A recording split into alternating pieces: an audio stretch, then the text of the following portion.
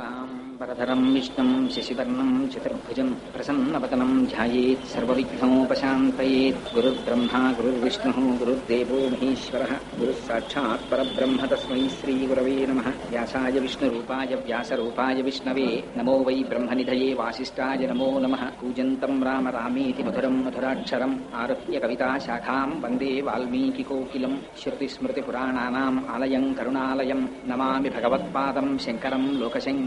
శంకరం శంకరాచార్యం కేశవం బాదరాయణం సూత్రభాష్యకృతౌ వందే భగవంతౌ పునః పునః. ఈశ్వరో గురురాత్మేతి మూర్తిభేద విభాగినే వ్యోమవత్వ్యక్తదేహాయ దక్షిణామూర్తయే నమః. వాగర్ధావివ సంపృక్తౌ వాగర్ధ ప్రతిపత్తయే జగతః పితరౌ వందే పార్వతీ పరమేశ్వరౌ. సూక్తిం సమగ్రయతున స్వయమేవ లక్ష్మీః శ్రీరంగరాజమహిషీ మధురైః కటాక్షైః వైదగ్ధ్యవర్ణకునకుంభనగౌరవైర్యాం కండూలకర్ణకుహరాः కవయోధయంతి. శాంతాకారం భుజగశయనం పద్మనాభం సురేశం విశ్వాకారం గగనసదృశం మేఘవర్ణం శుభాంగం లక్ష్మీకాంతం కమలనయనం యోగిహృద్యానగమ్యం వందే విష్ణుం భవభయహరం సర్వలోకైకనాథం. మనోజపం మరుతతుల్యవేగం జితేంద్రియం బుద్ధిమతాం వరిష్టం వాతాత్మజం వనరయూథముఖ్యం శ్రీరామదూతం శిరసాం నమామి. ఆపదామపహర్తారం దాతారం సర్వసంపదాం లోకాభిరామం శ్రీరామం భూయో భూయో నమామ్యహం. శ్రీరామచంద్రం శ్రితపారిజాతం సీతాముఖాంబోరుహచించరీకః సమస్తకల్యాణగుణాభిరామः నిరంతరం మంగళవాతనోతు. మాణిక్యవీణాం ఉపలాలయంతీం మదాలసాం మంజులవద్విలాసాం మహేంద్రనీలద్యుతికోమలాంగీం మాతంగకన్యాం మనసా స్మరామి. హరి ఓం.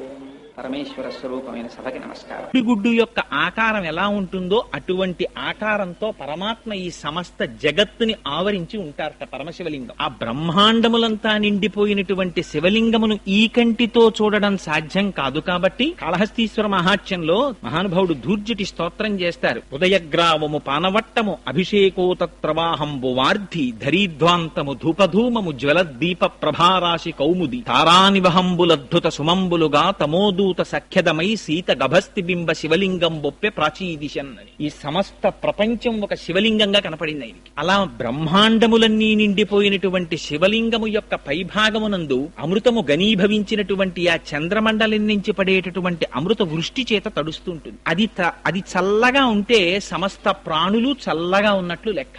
సమస్త బ్రహ్మాండములలో ఉన్నవారు సంతోషంగా ఉన్నట్లు లెక్క. అందుకే శివలింగం మీద ధారాపాత్ర అని ఒక పాత్ర పెట్టి దానిలో నీరు పోసి దానికి కింద రంధ్రమేర్పరిచి సర్వకాలముల యందు దాంట్లోంచి జలములు జారి శివలింగం మీద పడేటట్టుగా ఏర్పాటు చేస్తారు. ఆ శివలింగం చాలా ఆశ్చర్యకరమైనటువంటి స్వరూపం. అసలు అది రూపముతో కూడినటువంటిది అందామా అంటే దానికి కళ్ళు లేవు, ముక్కు లేవు, చెవులు లేవు, నోరు లేదు. పోని రూపము లేనివాడు అరూపి, అసలు ఏమీ రూపం లేదండి అందామా? ఆయనకి రూపం లేకుండా లేడు. ఏదో ఒక లింగ స్వరూపం అని ఒక స్వరూపం ఒకటి ఉంది. పీఠం అంబమయం సర్వం శివలింగైశ్చ చిన్మయం సాకారంచ నిరాకారం నిర్గుణంచ గుణాత్మకం తత్వం తత్పరమం బ్రహ్మ ఇది వేదాంత డిండిమహ అంటారు శంకరాచార్యుల వారు వేదాంత డిండిమలో. ఆ కింద ఉండేటటువంటి పీఠమంతా అమ్మవారు, పైన ఉండేటటువంటి చిన్మయ స్వరూపమే పరమశివుడు. వాళ్ళిద్దరూ విడివడి ఉండేటటువంటి స్వభావం ఉన్నవారు కారు. సర్వకాలముల యందు ఒకరితో ఒకరు కలిసి ఉంటారు. సుందరకాండలో సీతమ్మ తల్లి అంటుంది, శక్త్యా లోభయితుం నాహం ఐశ్వర్యేణ ధనేనవా అనన్యే రాఘవేణాహం భాస్కరేణ ప్రభాయధ అంటుంది. నన్ను రాముడి నుంచి విడదీయగలవటోయ్, సూర్యుడి నుంచి సూర్యుడి ప్రభ, వజ్రము నుండి వజ్రము యొక్క కాంతి, పుష్పము నుండి పుష్పము యొక్క వాసన ఎలా విడదీయబడవో అలా నన్ను పరమాత్మ నుంచి విడదీయలేవంది. అలా వాళ్ళిద్దరూ సర్వకాలముల యందు కలిసే ఉంటారు. ఆ పార్వతీ పరమేశ్వర స్వరూపం. అదిగో అటువంటి స్వరూపంలో ఆ శివలింగం చాలా చిత్రాతి చిత్రమైనటువంటి స్వరూపం. అందుకని అది రూపం ఉందందామా, రూపం లేదందామా? రూపము లేదనడానికి అక్కడ లింగ స్వరూపం ఉంది, రూపం ఉన్నదనడానికి దానికి కాళ్ళు చేతులు లేవు. అందుకని దాన్ని అరూపరూపి అన్నారు. రూపము లేదనడానికి లేదు, రూపం ఉన్నదనడానికి లేదు. మరి ఏమిటది అంటే అరూపరూపి. అందుకని అదేమిటి లింగము అంటే ఏమిటి గుర్తు? అనంత కోటి బ్రహ్మాండములు నిండిపోయినటువంటి పరమాత్మని మీరు దేనితో చూపిస్తారు? చూపించడం కుదరదు. అందుకని లింగియా ఒక గుర్తు పెట్టారంతే, ఇదే పరమాత్మ అని అభిషేకం చేస్తున్నారు. అందుకే ఉపాసన దగ్గరికి వెళ్లేటప్పటికి లింగోపాసన ఒక స్థాయి పైన ఉంటుంది. ఆ ఉపాసకులని క్రింది స్థాయి స్థాయి ఉపాసకులు చెనకడం కష్టం. అందుకనది లింగోపాసనం అనేటటువంటిది సామాన్యమైనటువంటి విషయం కాదు. ఆయనే సాకారమూర్తిగా ఉన్నప్పుడు సాంబ సదాశివుడై దర్శనమిస్తారు. సా అంబ అమ్మవారితో కలిసినటువంటి వాడై సగుణాకారంబుగా చూపవే చిన్నీరేజ విహారమత్త మధుపా శ్రీకాళహస్తీశ్వర అంటాడు ధూర్జటి స్వామి. ఈ కన్నులతో చూడడానికి వీలుగా అమ్మవారితో కలిసి నాకు దర్శనం ఇవ్వవా అని అడుగుతాడు. అదిగో అలా కనపడినటువంటి స్వరూపాన్ని సాంబశివుడని పిలుస్తారు. అమ్మవారితో కలిసి ధవళవపుషమిందోర్ మండలే సన్నివిష్టం భుజగబలయహారం భస్మ దిగ్ధాంగదేహం మృగయ పరశు పాణిం చారు చంద్రార్థమౌళిం హృదయ కమల మధ్యే సంతతం చింతయామి అంటారు. ఒక రూపం కాదు పరమశివుడికి, అనేక రూపాలు, అనేక ఆయుధాలు. ఇందులో ప్రధానంగా ఒక చేతిలో మృగాన్ని పట్టుకుని, ఒక చేతిలో గండ్రగొడ్డలని పట్టుకుని, ఒక చేత్తో అభయముద్ర పట్టి, ఒక చేత్తో వరదముద్ర పట్టి ఉన్నటువంటి పరమాత్మని నేను సర్వకాలముల యందు నా చిత్తమునందు నిలిపి ధ్యానం చేస్తున్నాను అంటారు. శివ అన్నా ఆయనకి ప్రధానంగా శివ అని పిలుస్తాం. శివ అంటే శివం అంటే మంగళం. దానికి కొన్ని అర్థాలు చెప్పారు. మంగళము, కళ్యాణము, శ్రేయస్సు, భద్రము, ఈ అర్థములతో కూడినటువంటి మాటకే శివం అని పేరు. కాబట్టి శివ అంటే ఏమిటి? ఎక్కడెక్కడ శుభం కావాలని కోరుకుంటున్నారో అక్కడ శివారాధన జరిగి తీరవలే. ఎక్కడెక్కడ కళ్యాణము కావాలనుకుంటున్నారో అక్కడక్కడ శివారాధన జరిగి తీరవలే. ఎక్కడెక్కడ మీరు కళ్యాణము, భద్రము, శ్రేయస్సు, క్షేమము, యోగము, శాంతి వీటిని కోరుతున్నారో అక్కడక్కడ శివాభిషేకం జరుగుతూనే ఉండాలి. అందుకే పుట్టకోడిని నక్షత్రంలో పిల్లవాడు పుట్టాడండి, శివాభిషేకం చేసుకోండి. ఏమండి దుర్నిమిత్తములు కనపడుతున్నాయి, శివాభిషేకం చేసుకోండి. జాతకంలో రాకూడని గ్రహం వచ్చింది, పరమేశ్వరుడికి అభిషేకం చేయించుకోండి. నారుద్రో రుద్రమర్చయేత్. ఆయన్ని న్యాసం చేసుకుని ఆవాహన చేసుకుని అప్పుడు కూర్చుని శివాభిషేకం చేస్తారు. అదిగో అంత పరమ పవిత్రమైనటువంటి ఆ శివ అన్న నామం ఆయన సర్వకాలముల యందు శ్రేయస్సుని చేకూరుస్తాడు. ప్రధానంగా విష్ణు భగవానుడి గురించి కీర్తించినటువంటి భాగవతంలో వ్యాస భగవానుడు ఒక కథ చెప్పారు. దేని గురించి చెప్పారు? దక్ష ప్రజాపతి చేసినటువంటి నిరీశ్వర యాగం గురించి చెప్పారు. అందరినీ పిలుస్తాను, శివుడు మాత్రం అక్కర్లేదన్నాడు దక్షుడు. చేసుకోమన్నారు. అడ్డెవరు వస్తారు? చేసుకో, దానికి ఉంది, నీ ఇష్టం, చేయమన్నారు.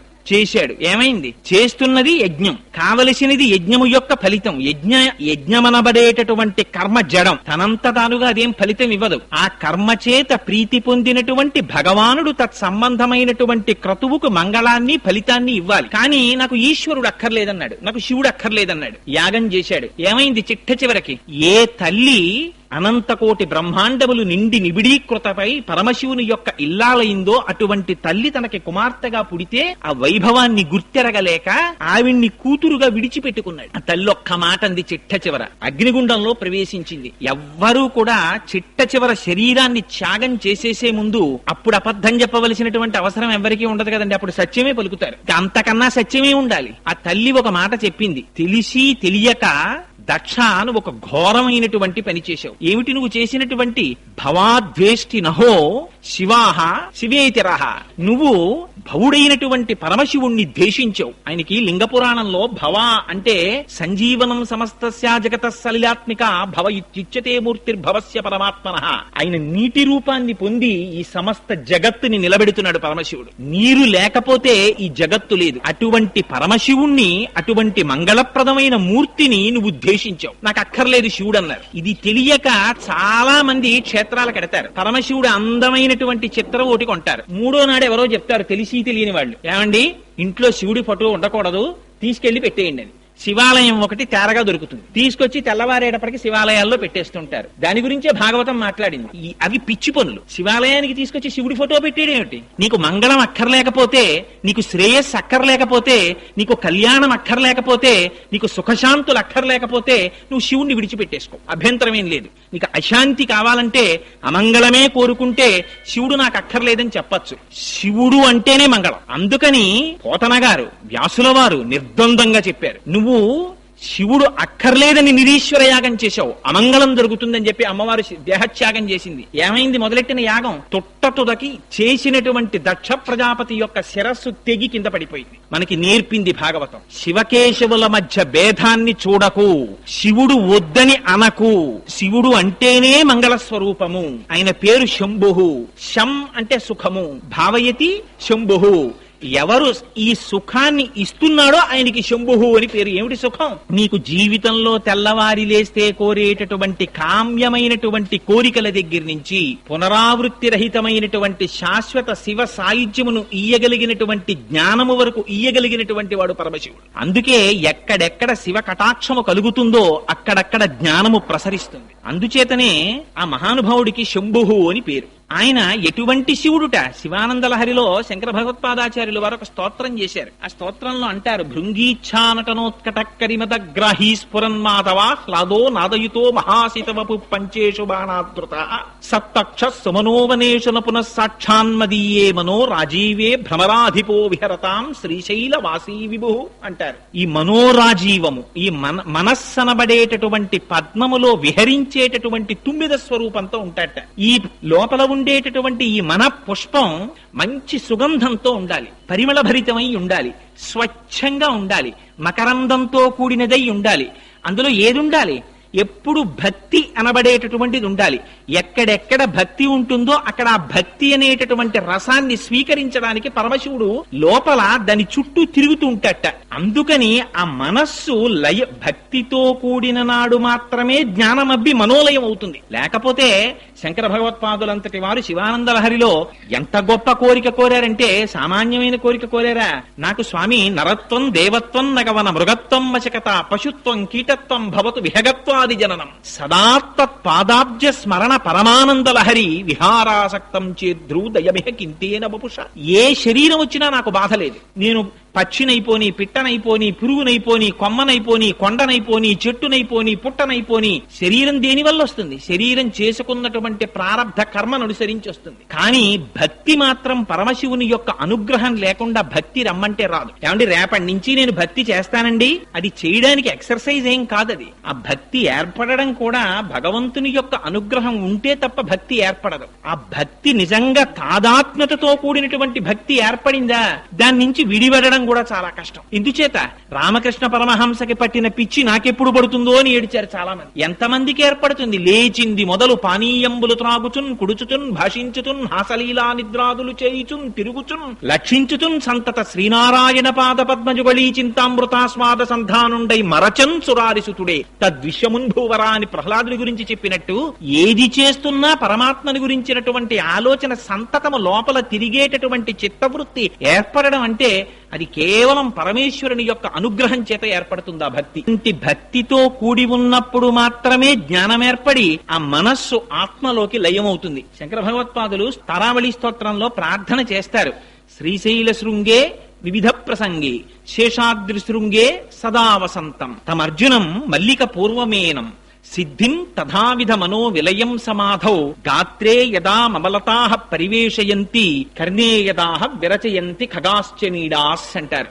ఎంత గొప్ప స్తోత్రమో చూడండి. నిజంగా మనిషి లోపల సంకల్ప వికల్ప సంఘాతమైనటువంటి మనస్సు పనిచేస్తున్నంతసేపు, తిరుగుతున్నంతసేపు ఏవీ దగ్గరికి రావడానికి భయపడతాయి. ఓ చీమ దగ్గరికి రాదు, ఓ తీగ దగ్గరికి రాదు, ఓ చెట్టు దగ్గరికి రాదు. కోరికల పుట్ట అయినటువంటి మనస్సు వెనక్కి నడిచి ఆత్మలోకి లయమై తను నిర్వికల్ప సమాధిలో ఏ కోర్కెలు లేనటువంటి ప్రశాంతమైనటువంటి చిత్తంతో నేను శ్రీశైల శృంగ కుహరేష కదోపలప్సే, ఏనాడు ఆ శ్రీశైల శిఖరములో ఉన్నటువంటి గుహలలో కూర్చుంటానో ఆనాడుట ఎటువంటిది జరుగుతుందిట?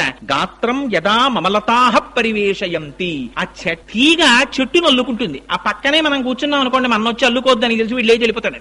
ఎంతగా మనస్సు లయమైపోయినటువంటి స్థితికి నేను చేరుకోవాలంటే తీగలు భయపడకూడదు నన్ను అల్లుకోవడానికి, పక్షులు భయపడకూడదు నా చెవులలో పుల్లలు పెట్టి వాటిలో గూళ్లు కట్టుకోవడానికి. అంతగా మనోలయమైపోయినటువంటి స్థితి నాకు ఆ శ్రీశైల క్షేత్రంలో ఎప్పుడబ్బుతుందో అని స్తోత్రం చేశారు శంకరాచార్యుల వారు. అటువంటి స్వరూపం ఆ లింగ స్వరూపం. అది సామాన్యమైనటువంటి స్వరూపం కాదు. మన అదృష్టం ఏమిటంటే ఈ కార్తీక మాసంలో కృత్తికా నక్షత్రంతో పౌర్ణమి నాడు సాయంకాలం రాత్రి వేళ ఆ జ్యోతి స్వరూపంగా లింగం ఏర్పడింది. అరుణాచలంలో మహానుభావుడు ఆత్మదర్శనాన్ని పొందినటువంటి రమణ భగవానులు అంతటి వారు కూడా జ్ఞాని ఎన్నడూ భక్తిని విడిచిపెట్టడు అనడానికి ఇంకంతకన్నా ఉదాహరణ ఏమిటి? ఒకేసారి ముగ్గురు మహాపురుషులు దక్షిణ భారతదేశంలో కదలాడారు. ఒకరు చంద్రశేఖర పరమాచార్యులు, ఒకరు భగవాన్ రమణులు, ఒకరు మహర్షి అరబిందో. ముగ్గురు ఏకకాలమునందు జీవించారు. ఆశ్చర్యం, ఒక్కొక్కసారి నిజంగా ధర్మాకృతి అవి చదువుతుంటే ఆశ్చర్యం వేస్తుంది. రమణులు ఆశ్రమంలో ఉండగా చంద్రశేఖరులు ఆ అరుణాచలేశ్వరుని యొక్క కొండకి ప్రదక్షిణం చేయడానికి వెడుతుండేవారు. రమణులు ఒక్కరే బయటికి రాలేదు. చంద్రశేఖరులు ఒక్క క్షణం ఆగి ఆశ్రమం వైపు చూసి వెళ్లిపోయారు. రమణుల్ని అడిగారు, మీరు వెళ్ళలేదేం చంద్రశేఖర పరమాచార్యుల వారి దర్శనానికని. చంద్రశేఖర పరమాచార్యులని ఒకరు, రమణులని ఒకరు, రెండున్నాయా అని అడిగేవారు. ఎంతటి అద్వైత దర్శనమో చూడండి. అసలు దాని నుంచి జారలేదు రమణులు ఎప్పుడు. తన శరీరానికి సర్కోమా పుట్టి రక్తం కారిపోతున్నప్పుడు కూడా, 104 జ్వరంతో శరీరం ఊగిపోతున్నప్పుడు కూడా, మీకు ఇప్పుడు కూడా స్వామి భగవాన్ మీరు ఇప్పుడు కూడా ఆత్మచింతనతోనే ఉన్నారా అంటే, గంధపు చెట్టుని పట్టి కొట్టినా, చెరుకు కర్రని పట్టి కత్తితో నరికినా, మోకాలకు పెట్టి విరిచినా, దంతముల మధ్య పెట్టి నలిపినా తీపి తప్ప చేదు రాదు. ఆత్మజ్ఞానము అబ్బినటువంటి వాడికి ఏమి చేసినా శరీరాన్ని ఆత్మస్థాయి నుండి దిగజారడు అని. అటువంటి స్థితిని పొందారు మహానుభావులు.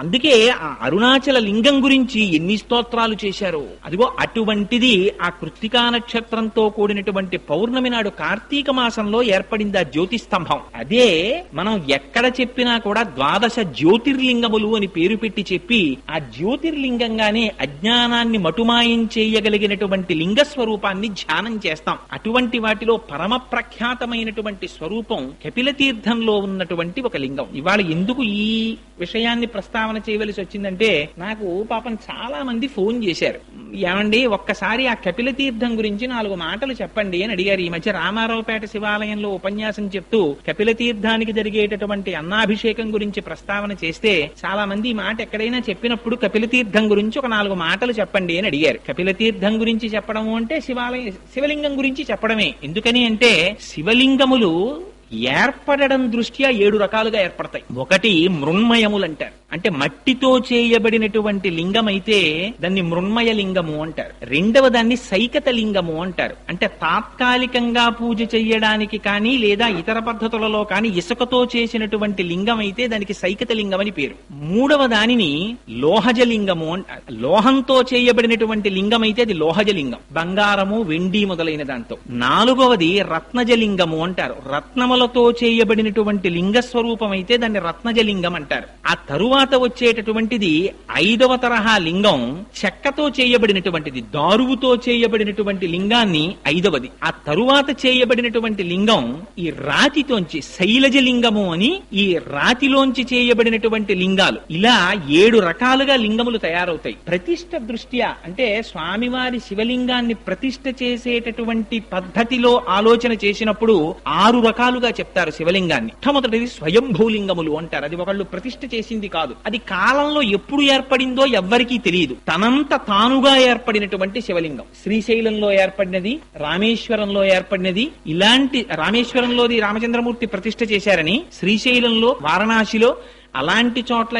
కేదారేశ్వరంలో అలాంటి చోట ఏర్పడినటువంటి శివలింగములకు అవి స్వయంభూలింగాలు. రెండవది దివ్యలింగములు అంటారు. దివ్యలింగములంటే దేవతల చేత ప్రతిష్ఠ చేయబడినటువంటి లింగములు. ఇక్కడ మనకి శ్యామలకోట సంస్థానంలో సామర్లకోట అంటారే, అక్కడ ప్రతిష్ఠ చేయబడినది. ఇలాంటి వాటిని దివ్యలింగములు అంటారు. ఇవి ఒకదానికన్నా ఒకటి కిందకు ఉంటాయి. మూడవ లింగం ఆర్షలింగములు అంటారంటే మహర్షులు స్థాపించినటువంటి లింగములు. నాలుగవ వాటిని మానుషలింగములు అంటారు, అంటే మనుష్యులు ప్రతిష్ఠ చేసినటువంటి లింగాలు.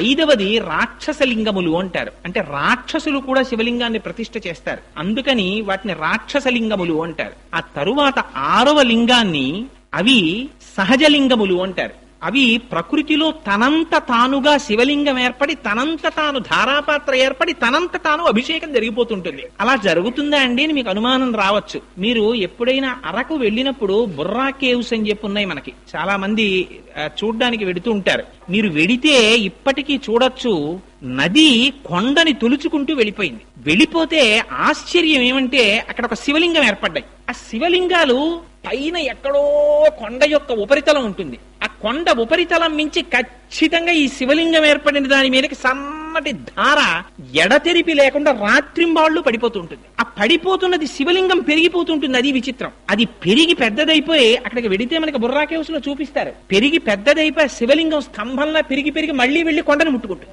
అలా నీళ్లు పడి ఆ శివలింగం అలా పెరుగుతూ ఉంటుంది. ఇప్పటికీ బుర్రా కేవ్స్ లో అటువంటి శివలింగాలు ఉన్నాయి. ఇప్పటికీ అభిషేక తీర్థం పడుతూ పెరుగుతున్న శివలింగాలు. అదిగో అటువంటి లింగములని సహజముగా ఏర్పడినటువంటి లింగములు అంటారు. ఆ తరువాతది బాణలింగం. బాణలింగం అంటే నర్మదా నదిలో ఉండేటటువంటి శిలల్ని నీటి యొక్క వేగము ఉరుచుకుంటూ వెళ్లడం చేత ఏర్పడినటువంటి లింగములను బాణలింగములు అని పిలుస్తారు.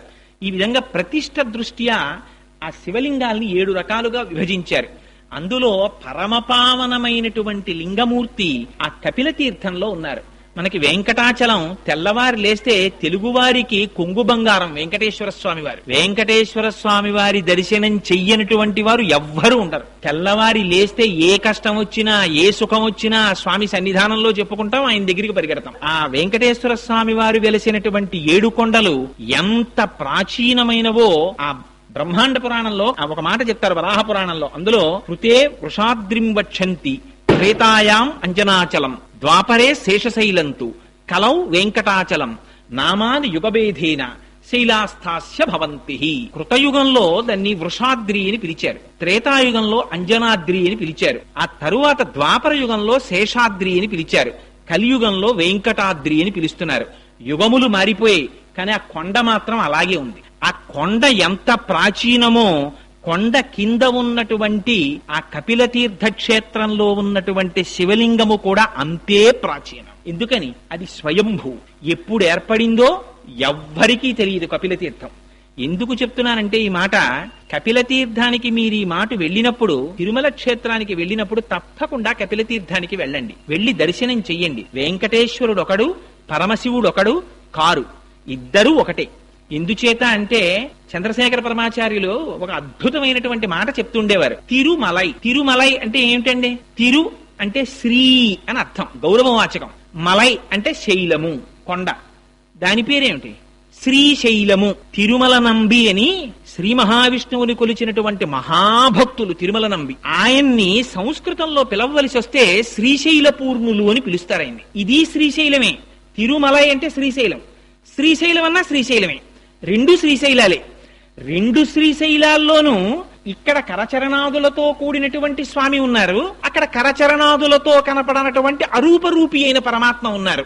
ఒకే పరమాత్మ ఏకస్త్వమేవ బహుదా భవభాసి లోకే నిశంకధీర్ వృషభకేతన మల్లినాథ శ్రీభ్రామరి ప్రియ సుఖాశ్రయ లోకనాథ అన్నట్టుగా ఒక పరమాత్మే 2 రూపాలుగా దర్శనమిస్తున్నారు అక్కడ. అందుచేత 2 కాదు ఉన్న పదార్థాలు. అందుకని ఆ కొండ ఎంత ప్రాచీనమో కపిల తీర్థంలో ఉన్నటువంటి స్వామి కూడా అంత ప్రాచీనం. ఆ కపిల తీర్థం ఎంత గొప్పదంటే పూర్వకాలంలో ఎప్పుడో కృతయుగంలో కపిల మహర్షి పాతాళ లోకంలో శివలింగాన్ని ఒక దాన్ని వెలిసినటువంటి శివలింగానికి పూజ చేసి ధ్యానం చేస్తుండేవారు. ఆ శివలింగం పెరుగుతూ పెరుగుతూ పైకొచ్చింది. అది భూమిని బద్దలు చేసుకుని పైకొచ్చింది. పైకొచ్చి ఇంకా ఇంకా పెరుగుతోంది. పెరుగుతుంటే కామధేనువు గబగబా పరిగెత్తుకొచ్చింది. బ్రహ్మగారు ఆవు రూపంలో వచ్చారు, శ్రీ మహావిష్ణువు గోపాల బాలుడి రూపంలో వచ్చారు. ఈ ఆవు క్షీరధారల్ని అభిషేకించింది, శ్రీ మహావిష్ణువు కాపు కాశారు. ఈ కామధేనువు వచ్చి తన కాలి గిట్ట తీసి శివలింగం మీద పెట్టి ప్రార్థన చేసింది. మా వర్ధస్య, స్వామి ఇక నువ్వు పెరగకు అని అడిగింది. ఇప్పటికీ కూడా కపిల తీర్థంలో ఉండేటటువంటి శివలింగం తల మీద కాలి గిట్ట యొక్క ముద్ర ఉంటుంది. అలాగే సజ్జోజాత అఘోర తత్పురుష వామదేవ ఈశానములనేటటువంటి 5 ముఖాలతో చూస్తూ ఉంటాడు పరమశివుడు. 5 ముఖాల్లో ఆ పశ్చిమాభిముఖంగా ఉండేటటువంటి పరమశివుని యొక్క ముఖానికి ఆ సజ్జోజాత మూర్తికి 3వ కన్ను ఆ శివలింగానికి ఇప్పటికీ కనపడుతుంటుంది. అది అలంకారం చేసినప్పుడు మనం అంతరాలయంలోకి వెళ్లి స్పష్టంగా చూడడం కుదరదేమో అన్న ఉద్దేశ్యంతో దీనికి సంబంధించినటువంటి చిత్తరువులన్నింటినీ సభామంటపంలో పెట్టారు. దర్శించగలిగినటువంటి వాళ్ళు వెళ్లి దర్శించి ప్రార్థన చేయవచ్చు అని. అది శివలింగం మొట్టమొదట తెల్లగా ఉంటుంది, మధ్యలో పసుపు వర్ణంతో ఉంటుంది, బంగారు రంగుతో, పైన ఎరుపు వర్ణంతో ఉంటుంది. ఆ కపిల తీర్థంలో ఉండేటటువంటి కపిలలింగము ఎంత ప్రాచీనమైనటువంటి లింగమో ఆ పక్కనే ఉండేటటువంటి కామాక్షి అమ్మవారు కూడా అంతే ప్రాచీనమా తల్లి. కామాక్షి అంటేనే, కామ అంటే అందమైన అక్షి కన్నులు కలది కాదు కాదు. కామ అంటే కోరికలను కేవలం తన చూపుల చేత ఇయ్యగలిగినటువంటి తల్లి. శంకర శంకరులు సౌందర్యలహరిలో స్తోత్రం చేస్తారు. నఖైర్నాక స్త్రీణాం కరకమల సంకోచ శచిభిః స్తరూణాం దివ్యానాం హసత యువతే చండిచరణౌ ఫలాని స్వస్యేభ్యః కిసలయ కరాగ్రేణ దదత దరిద్రేభ్యో భద్రాం శ్రియమనిశమాహ్నాయ దదతౌ అంటారు. అమ్మ మాకు బెంగలేదమ్మా, మేము ఎక్కడున్నా సరే మాకు కామధేను అక్కర్లేదు, కల్పవృక్షం అక్కర్లేదు, అవన్నీ దేవతల దగ్గర ఉన్నాయి, వాళ్ళు ప్రార్థన చేస్తారు. మాకేం కావాలి, మాకేం బెంగలేదు, మేము ఎక్కడున్నా సరే మాకు ఆపదొచ్చిందా అమ్మా అని ఒక్క పిలుపు పిలుస్తామంతే, ఆ అమ్మ పాదాలను ఒక్కసారి తలుచుకుంటామంతే. ఎక్కడుంటే మాత్రమేమిటి, ఆ తల్లి దృష్టి ఎంత దూరం పెడుతుంది. శంకరులు అంటారు సౌందర్యలహరిలో, దృశాద్రాఘీయస్యాదరదలిత నీలోత్పల రుచ దవీయాంసం దీనం స్నపయ కృపయా మమపి శివే అనేనాయం ధన్యో భవతి నచతే అనిరియత వనేవా హర్మ్యేవా సమకర నిపాతో హిమకర అంటారు. ఈ బ్రహ్మాండములన్నీ ఎంత నిండిపోయాయో అంతకన్నా దాటి అమ్మవారి చూపు చూస్తుంటుందిట. దృశాద్రాఘీయస్యాదరదలిత నీలోత్పల రుచ, నల్ల కలువలు ఎలా ఉంటాయో అలా ఉంటాయట అమ్మవారి కళ్ళు. అందుకని ఆవిడ కళ్ళకి కామాక్షి అని పేరు. కాదుట, కామాక్షి అంటే కామేశ్వరుణ్ణి చూసి చూసి కామేశ్వరుణ్ణి తన కన్నులుగా పెట్టుకుందిట. కాదుట, ఆవిడికి పంచకృత్యపరాయణ అని పేరు. సృష్టి స్థితి లయ తిరోధాన అనుగ్రహములను చేస్తుంది అమ్మవారు. ఆ తిరోధానం అంటే అణువుల కింద మార్చేస్తుంది ప్రపంచాన్ని, దాన్ని తనలో ఉంచుకుని మళ్లీ తిరిగి ఉత్పత్తి చేస్తుంది, అది అనుగ్రహం అంటారు. అలా పంచకృత్యపరాయణ అయినటువంటి తల్లి పరమశివుడు లయమైపోయినటువంటి ప్రపంచాన్ని మళ్లీ సృష్టించాలనేటటువంటి భావన ఏర్పడినప్పుడు ఆ భావన తెలుసుకుని పరమశివుని యొక్క శక్తిగా వ్యక్తీకరింపబడినటువంటి స్వరూపానికి కామాక్షి అని పేరు. కాంచీపురంలో పీఠాది దేవత ఆవిడ. అటువంటి కామాక్షీదేవి అక్కడ వెలిసి ఉంది. మీకు ఆశ్చర్యకరమైన విషయం ఏమిటో తెలుసా అండి? ఎంతంత గొప్ప గొప్ప జ్వరాలు రానివ్వండి, ఎటువంటి తాపములు ఏర్పడనివ్వండి, ఎంత కాలానికి తగ్గనటువంటి జ్వరంతో బాధపడుతున్నవారు, ఎంత కాలానికి తగ్గనటువంటి వ్యాధులతో బాధపడుతున్నవారు. ఆ మధ్య కాలంలో నేను పేపర్లో ఒక సంఘటన చదివాను. ఒక ఆయన వెళ్లి హాస్పిటల్లో చూపించుకుంటే ఆయనకి ఎక్స్రే ఈసీజీ అవి తీసి చాలా పరమ ఉపద్రవకరమైనటువంటి వ్యాధి ఒకటి పొడసూపుతోంది అని చెప్పి డాక్టర్లు నిర్ధారించారు. ఏమో ఉంటామో ఉండవో అనే అనుమానంతో ఆయన ఆపరేషన్ టేబుల్ ఎక్కే ముందు ఒక్కసారి కపిలతీర్థానికి వెళ్లి స్వామి దర్శనం చేద్దామని వెంకటాచలంలో వెంకటాచల ప్రభువుని, కపిలతీర్థంలో పరమశివుణ్ణి దర్శనం చేసి అక్కడ జలపాతం కింద స్వామి పుష్కరిణిలో స్నానం చేసి వెళ్లారు. వెడితే ఆయన్ని మళ్లీ ఆపరేషన్ టేబుల్ మీదకి తీసుకెళ్లే ముందు చూస్తే అందులో ఇంతకు ముందు కనపడినటువంటి వ్యాధి కనపడలేదట. ఇది అబద్ధమని మీరు అనుకుంటారేమో. మీకు కాకినాడలోనే జరిగిన యథార్థమైన సంఘటన ఒకటి చెప్తాను. హైదరాబాద్ లో మహామహోపాధ్యాయ బిరుదాంకితులు పుల్లెల శ్రీరామచంద్రుడు గారని ఉన్నారు. ఆయన 5 సంవత్సరాల క్రితం ఆయనకి హార్ట్ స్ట్రోక్ వచ్చింది. వస్తే ఆయనకి ఎందరో ఐఏఎస్ శిష్యులు ఉన్నారు. గబగబా ఆయన్ని తీసుకెళ్లారు హాస్పిటల్కి. సోమరాజు గారని చాలా ఫేమస్ కార్డియాలజిస్ట్. ఆయన చూసి నువ్వు ఇంటికి వెడితే మరణిస్తావు, బైపాస్ సర్జరీ చెయ్యాలన్నారు. వేదమునందు ఆయనకి ఎంతటి నమ్మకం అంటే అదండి భక్తి అంటే, అది ధృతి అంటే. ఈ హృదయ పుండరీకమునందు ఇంతకాలం సీతారాములకి గుడి కట్టి పూజ చేశాను, అటువంటి గుండెకాయని నీ కత్తులతో కెలుకుతావా? మా స్వామి పాదములకు తగలదా కత్తి? వీల్లేదన్నారు అని పక్క దిగి వెళ్ళిపోయారు. వాళ్ళు ఇచ్చిన మందులు పొద్దున్న వేసుకుంటే మత్తుగా ఉంటుందని మధ్యాహ్న కాలం కూర్చుని వేదములలో ఉండేటటువంటి సూర్యమంత్రములన్నిటినీ తీసుకుని తత్తుల్యంగా వాటిలో ఆరోగ్యం భాస్కరాదిచ్చేత్ అద్భుతమైనటువంటి శ్లోకాలు రాశారు. రాసి వాళ్ళ నాన్నగారు మహాపండితులు, ఆయన ప్రార్థనా శ్లోకాలు చేశారట ఆయన శరీరంతో ఉన్నప్పుడు. మహానుభావుడు మన పట్టణంలో ఉప్పులూరి కామేశ్వరరావు గారని మీరు వినే ఉంటారు, ఫిజిక్స్ లెక్చరర్ గారు. ఆయన మహర్షి సదృశులు ఫిజిక్స్ లో. ఆయన ఇదిగో ఆయన వ్రాసినటువంటి ఆ శ్లోకాలని విని మొన్న హైదరాబాద్ లోను ఈ శ్లోకములు ఎట్టి పరిస్థితుల్లో చెక్కు చెదిరిపోకూడదని రామోజీ ఫిలిం సిటీ నుంచి ఒక ఆర్టిస్ట్ ని తీసుకొచ్చి, ఒక సింగర్ ని తీసుకొచ్చి వాటిని సీడీస్ చేశారు. ఒక పక్క నుంచి వేదమంత్రం పెడుతూ ఉంటుంది, ఒక పక్క నుంచి శ్లోకం పెడుతూ ఉంటుంది. అవి త్వరలో ఆవిష్కరింపబడబోతున్నాయి. ఆ క్యాసెట్స్ ఎంత శక్తివంతంగా వచ్చాయంటే ఆ క్యాసెట్స్, ఆ మంత్రాల్ని నమ్ముకొని ముందు వీటి ప్రయోగం నేను నా మీద చేసుకుంటానన్నారు శ్రీరామచంద్రుడు గారు.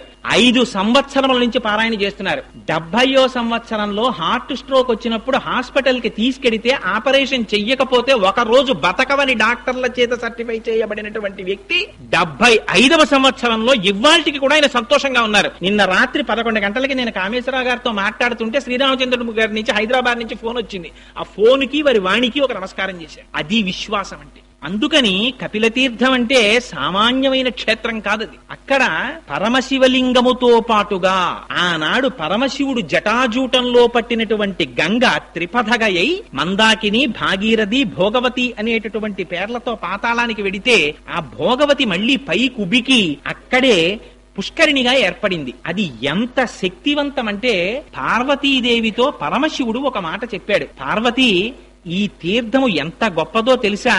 ఇది సాక్షాత్తుగా కార్తీక మాసంలో ఏ ఏ రోజులు పరమ పవిత్రమైనటువంటి మనం భావిస్తామో, శనివారాలు, సోమవారాలు, నాగుల చవితి, పౌర్ణిమ, ఏకాదశి, ద్వాదశి మొదలైనటువంటి తిథులలో మధ్యాహ్నం 12 గంటల నుంచి 12 గంటల 10 నిమిషాల వరకు ప్రతి రోజు కూడా 3 లోకములలో ఉండేటటువంటి సమస్త పరమ పావనమైనటువంటి తీర్థములన్నీ వచ్చి అక్కడ చేరుతాయిట ఆ పుష్కరిణిలోకి. ఆ తీర్థములో స్నానం చేస్తే ఎంతటి వారికి కూడా శరీరమునకు పట్టినటువంటి పాపరాశి ధ్వంసమైపోతుందంటారు. అంత శక్తివంతమైన పుష్కరిణి. మీకు ఇంకొక విషయం చెప్పాలి. తగ్గనటువంటి జ్వరాలు, తగ్గనటువంటి తాపములు ఉన్నటువంటి వారు అమ్మవారికి అలంకారము చేయబడినటువంటి చందన ప్రసాదం స్వీకరిస్తారు. అక్కడ అమ్మవారికి పుష్యమాసంలో పౌర్ణమి నాటికి ముందు వచ్చేటటువంటి శుక్రవారం నాడు విశేషమైన అభిషేకం చేస్తారు కామాక్షి అమ్మవారికి. చేసి సాయంకాలానికి అమ్మవారి శరీరమంతా అలదడానికి కావలసినంత గంధాన్ని తీస్తారు. తీసి అందులో పన్నీరు పోస్తారు, కుంకుమ పువ్వు కలుపుతారు. ఈ చందనపు ముద్ద చేసి బయట స్వరయుక్తంగా శ్రీ సూక్త, పురుష సూక్త, అదేంటి దుర్గా సూక్త, భూసూక్త మొదలైనటువంటి సూక్తములను చదువుతూ ఉంటారు. లోపల తెర వెనకాతల అర్చకులు అమ్మవారికి ఈ చందనంతో అలంకారం చేస్తారు. మూర్తంతా చందనంతో అలంకారం చేసేస్తారు. చీర అమ్మవారికి చందనంతో కట్టేస్తారు. అంచులు చందనంతో తీర్చిదిద్దుతారు. అప్పుడు అలంకారం చేసి ప్రదోష వేళలో తెర తీస్తారు. తెర తీసి ఆ సమయంలో పంచవాయిద్యాలు మోగుతాయి. అప్పుడే అమ్మవారికి కుంభహారతి, సూర్యహారతి, చంద్రహారతి, నక్షత్రహారతి, మంగళహారతి, కర్పూరహారతి, ఈ హారతులన్నీ పడతారు. పట్టినప్పుడు అమ్మవారిని దర్శనం చేస్తారు. ఆ దర్శనం చేసినటువంటి వారికి ఆ మరునాటి ఉదయం అమ్మవారి ఆ రాత్రి అంతా అమ్మవారు ఆ చందనంతో ఉంటుంది. ఆ చందనాన్ని ఒలిచి ఆ చందనాన్ని ప్రసాదంగా ఇస్తారు. ఆ చందనమును లలాటమునందు ధరించినటువంటి వాళ్ళకి ఎందరికో తగ్గనటువంటి జ్వరములు, తాపములు తగ్గాయని శాస్త్రం పేర్కొంటోంది. ఎందరిదో అనుభవం. అంత గొప్ప తీర్థం కపిల తీర్థం. అక్కడ స్వామికి గడిచిపోయినటువంటి ఆశ్వీజ మాసంలో పౌర్ణమి నాడు 250 కిలోల బియ్యం అన్నం వండుతారు. వండి ఆ అన్నంతో స్వామివారికి అన్నాభిషేకం చేస్తారు. ఆ చేయబడినటువంటి అన్నాభిషేకం అయిపోయిన తర్వాత కొంత అన్నాన్ని పైన శివలింగంగా తయారు చేస్తారు. మళ్ళీ చేసి కాయగూరలు కొయ్యకుండా వంకాయలు, గుమ్మడికాయలు, పొట్లకాయలు, ఆనపకాయలు ఇలాంటి వాటిని నీటిలో ఉడికించి అన్నలింగం మీద త్రిశూలాన్ని, నాగాభరణాన్ని వీటన్నింటినీ అలంకారం చేస్తారు. ఈ అలంకారం చేసి పైన ఉన్న శివలింగాన్ని తీసి మేళతాళాలతో తీసుకొచ్చి స్వామి పుష్కరిణిలో కలిపి ఆ మిగిలిపోయినటువంటి అన్నలింగం మీద ఉన్న అన్నాన్నంతటినీ తీసి అందులో ఈ కాయగూరలన్నింటినీ కలిపి ఆ ముద్ద తీసి ప్రసాదంగా ఇస్తారు. అటువంటి అన్నలింగ ప్రసాదమును ఎవరు స్వీకరిస్తున్నారో వాళ్ళకి ఎన్ని కోట్ల జన్మలకి కూడా ఆకలితో ఒకరి దగ్గరికి వెళ్లి చెయ్యి చాపి అడగవలసిన అవసరం లేకుండా అన్నపానాదులకు లోటు లేనటువంటి స్థితిని వాడు పొందుతాడని ప్రమాణం. అదిగో అటువంటి అన్నాభిషేకం ఆ కపిల తీర్థంలో జరుగుతుంది. కపిల తీర్థం యొక్క గొప్పతనం ఏమిటంటే పితృకార్యం చెయ్యనటువంటి వాళ్ళు, పితృకార్యం మానేసినటువంటి వాళ్ళు, పితృదేవతల యొక్క ఆగ్రహమునకు గురి అయినటువంటి వారు కపిల తీర్థానికి వెళ్లి పితృకర్మ చేసినట్లయితే వారు ఇంతకు ముందు పితృకార్యాన్ని మానివేయడం చేత కలిగినటువంటి పాపము నివృత్తి అవుతుంది. అందుకే వెంకటాచల మహాత్యంలో చెప్తారు. మాధవుడని చెప్పి ఒక బ్రాహ్మణుడు త్రికాలముల యందు సంధ్యావందనం చేసేవాడు. ఆయనకి చంద్రలేఖ అని భార్య. అంత సంతోషంగా ఉన్నవాడికి ఎందుకు పుట్టిందో బుద్ధి కుంతల అనబడేటటువంటి ఎక్కడో పుట్టినటువంటి ఏ సంస్కారము లేనటువంటి ఒక స్త్రీ యందు మోహం కలిగింది. ఆవిడతో జీవించడం మొదలుపెట్టాడు. సురాపానం మొదలుపెట్టాడు. ఆఖరికి ఎంత దూరం వెళ్ళిపోయాడంటే మాంసభక్షణం చేయడం కూడా మొదలెట్టాడు. ఆవిడితో కలిసి కోయపల్లెల్లోకి వెళ్ళిపోయాడు. అటువంటి వాడు ఒకనాడు రాజు తన పరివారముతో కలిసి వెంకటాచల క్షేత్రానికి వెడుతుండగా చూసి వాళ్లతో పాటుగా బయలుదేరి వెళ్ళాడు. వెళ్లి వాళ్ళందరూ కూడా మొట్టమొదటి కపిల తీర్థానికి వెళ్లి అక్కడ పితృకార్యం చేశారు. ఈయన కూడా వాళ్లతో వెళ్లి పితృకార్యం చేసి మట్టి ముద్దలు తీసి పిండములుగా సమర్పించాడు. ఎందుకని తనకేమీ లేదు కనుక. తనేమి తింటున్నాడో దానితోనే పిండ ప్రదానం చేయాలి. అందుకని మట్టి ముద్దలతో పిండ ప్రదానం చేశాడు. వెంటనే ఆయన శరీరమునకున్నటువంటి పాపరాశి ధ్వంసమైంది. తరువాత వెంకటాచల పర్వత సానువులనెక్కి పైకెక్కాడు. అక్కడికెక్కి స్వామి పుష్కరిణిలో స్నానం చెయ్యగానే బ్రహ్మాది దేవతలు ప్రత్యక్షమై నీకు భవిష్యత్తులో నువ్వు ఆకాశరాజుగా జన్మిస్తావు, నీకు జన్మించినటువంటి కుమార్తె పద్మావతి వెంకటాచలపతికి భార్య అవుతుందని వరమిచ్చారు. అందుకని ఆ వెంకటాచలంలో ఉన్నటువంటి ఆ కపిల తీర్థంలో ఉన్నటువంటి ఆ తీర్థం అంత గొప్ప తీర్థం. అది సాక్షాత్తుగా పాతాళంలో భోగవతి పైకి పొంగింది. కపిల తీర్థంలో దర్శించవలసినటువంటి మహాద్భుతమైనటువంటి విషయం వేరొకటి ఏమిటంటే, ఆ కపిల తీర్థానికి దాటి కొంచెం పక్కకి రాగానే మీరు ఎక్కడా చూడనటువంటి విచిత్రమైనటువంటి మూర్తి సోమస్కంద మూర్తి ఉంటారు అక్కడ. ఆ పక్కన ఉన్న అరుగు ఉంటుంది. ఆ అరుగు మీద సోమస్కందుడు ఉంటారు. ఈ మాట మీరు ఎవరైనా వెళ్ళినప్పుడు తిరుమల క్షేత్రానికి తప్పకుండా దర్శనం చేయండి. ఆ సోమస్కందుడు ఏర్పడడం వెనకాతల ఒక కథ ఉంది.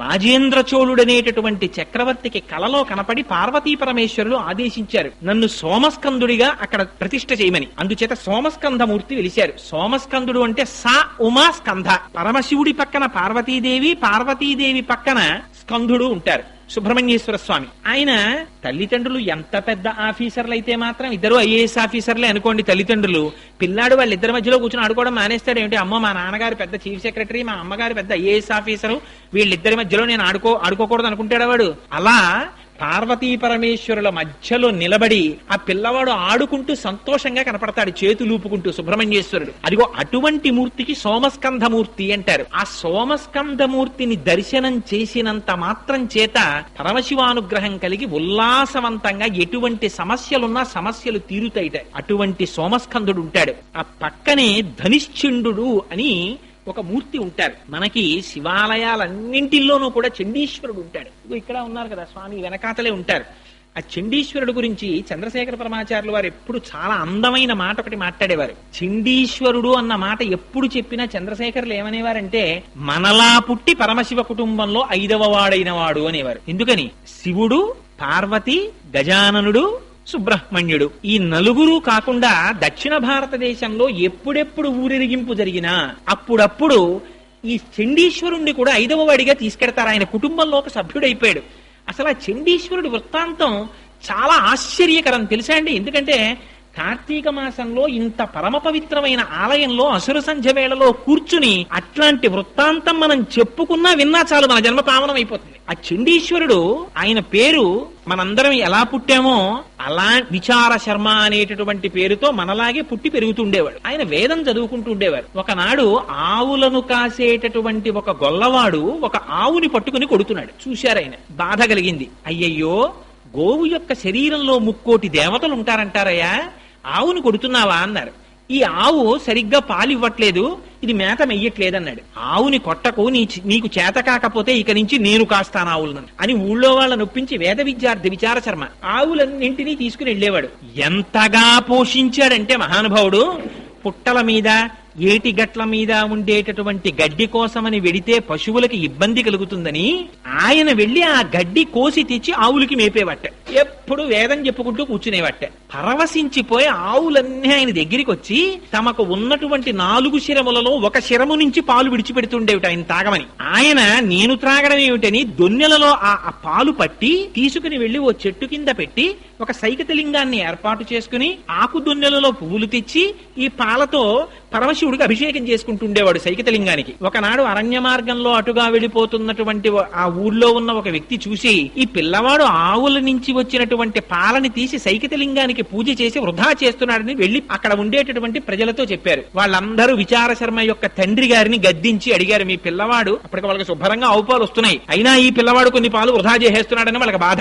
చెప్తే, నాకు తెలియదు ఈ విషయం, రేపు నేను పరికిస్తానన్నాడు తండ్రి. అని బయలుదేరాడు. విచార శర్మ కూర్చుని ఆవుల యొక్క ఒక్కొక్క శరములోంచి వదిలినటువంటి పాలు పట్టి ఒక అత్తి చెట్టు కింద సైకతలింగాన్ని ఏర్పాటు చేసి దానికి అభిషేకం చేసుకుంటున్నాడు. మనస్సు లయమైపోయింది. ఇందాక చెప్పానే, శ్రీశైల శృంగకుహరేషక దోపలప్సి అన్నట్టుగా అంతటా పరమశివుణ్ణి దర్శిస్తూ ఆ అభిషేకం చేస్తున్నాడు. నమక చమకాలు ఏముందండి అభిషేకంలో?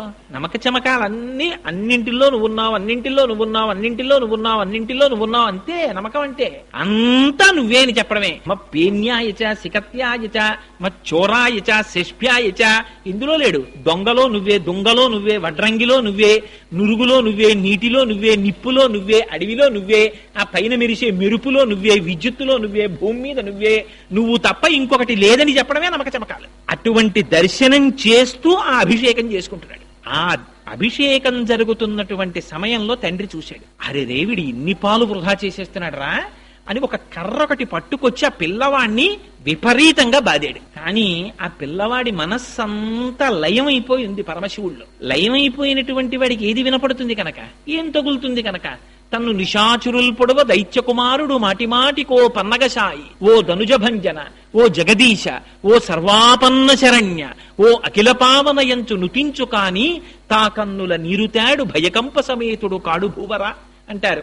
ఆనాడు ప్రహ్లాదుండి బాధిస్తే ఆ లక్ష్మీనారాయణుల్ని తలుచుకుంటూ ఆ బాధలన్నీ మరిచిపోతే స్వామివారు ప్రహ్లాదుండి రక్షించుకున్నట్టుగా పరమశివుడు రక్షించుకున్నాడు ఆ పిల్లాన్ని. చిట్ట చివర తండ్రికి అసహనం వచ్చింది. ఒరే కొట్టి కొట్టి నా చేతులు నెప్పెడుతున్నాయి కానీ వీడు అభిషేకం మానట్లేదురా అని అక్కడ ఉన్నటువంటి పాలకొండని తన కాలుతో తన్నాడు. ఆ కొండ పగిలిపోయేటప్పటికి పిల్లవాడు బహిర్ముఖుడయ్యాడు. వాడికి ఆగ్రహం వచ్చింది. దేనికి ఆగ్రహం వచ్చింది? నేను జయిస్తున్నటువంటి శివాభిషేకానికి అంతరాయం కల్పించాడు అని అక్కడ పశువులు కాసేటటువంటి కర్ర తీశాడు.